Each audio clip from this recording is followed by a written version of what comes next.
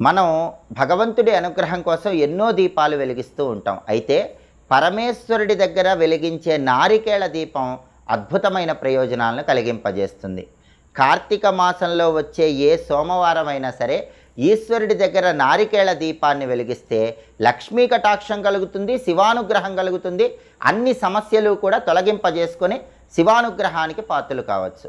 కార్తీక మాసంలో వచ్చే సోమవారం వీలు కాని పక్షంలో ఏ నెలలోనైనా సరే సోమవారం పూట సాయంకాలం ప్రదోష సమయంలో ఈశ్వరుడి దగ్గర నారికేళ దీపాన్ని వెలిగిస్తే ఆ గృహంలో శివుడు ఆనంద తాండవం చేసి అష్టైశ్వర్యాలు భోగభాగ్యాలను కలిగింపజేస్తాడు.